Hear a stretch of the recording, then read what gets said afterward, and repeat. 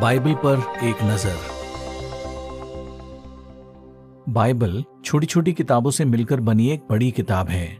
इसमें सब लोगों के लिए परमेश्वर का संदेश दिया गया है। बाइबल को लिखने में 40 अलग अलग आदमियों का हाथ था।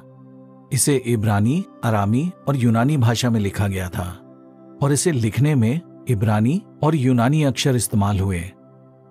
बाइबल के लिखने वाले अलग अलग माहौल में पले बड़े थे।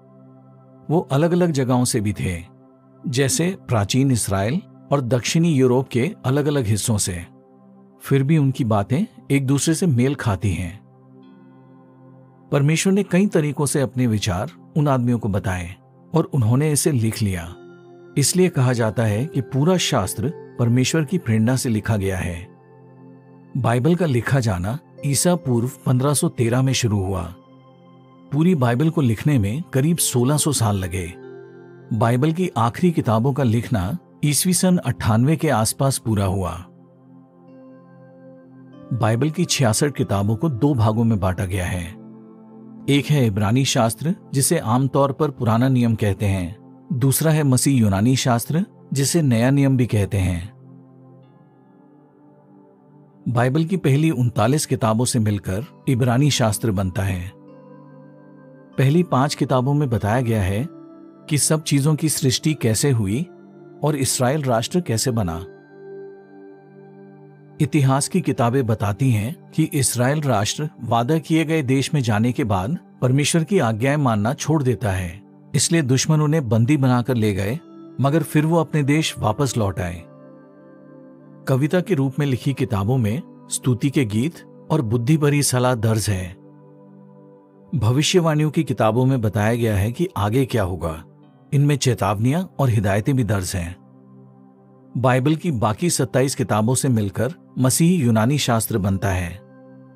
सबसे पहले खुशखबरी की 4 किताबें हैं जो यीशु की जिंदगी और सेवा के बारे में बताती हैं। फिर प्रेषितों की किताब बताती है कि पहली सदी में मसीह मंडली की शुरुआत कैसे हुई।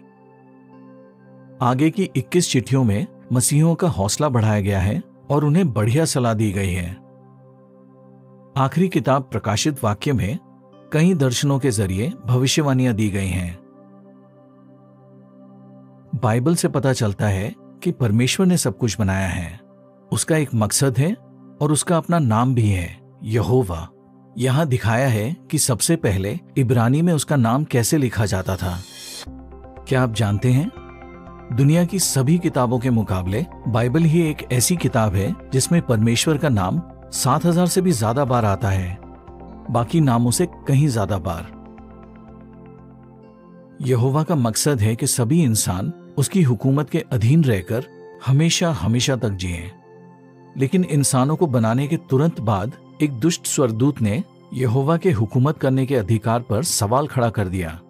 वो स्वर्गदूत शैतान था और उसने सांप के जरिए इंसानों से बात की। बाइबल में यही बताया गया है कि यहोवा कैसे अपने राज के जरिए अपने नाम पर लगा कलंक मिटाएगा और अपनी हुकूमत बुलंद करेगा। शैतान के सवाल का जवाब देने के लिए परमेश्वर ने इंसानों को इंसानों पर हुकूमत करने दी और इससे इंसानों पर तकलीफें ही आई हैं।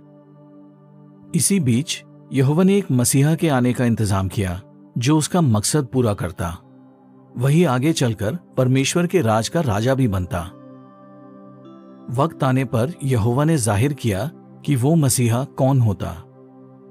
वो यीशु था जो स्वर्ग में परमेश्वर का बेटा था। वो चमत्कार से धरती पर पैदा हुआ। बड़े होकर उसने यहोवा के बारे में सिखाया और इंसानों के लिए अपनी जान कुर्बान कर दी। लेकिन परमेश्वर ने उसे फिर से जिंदा किया और वो स्वर्ग चला गया। बाइबल बताती है कि आगे चलकर यीशु ने उन सभी को स्वर्ग से निकाल दिया जो यहोवा की हुकूमत का साथ नहीं देते।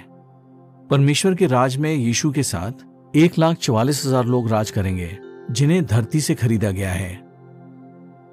परमेश्वर के राज में ये धरती फिर से खूबसूरत बन जाएगी और तब यहोवा का मकसद पूरा हो जाएगा।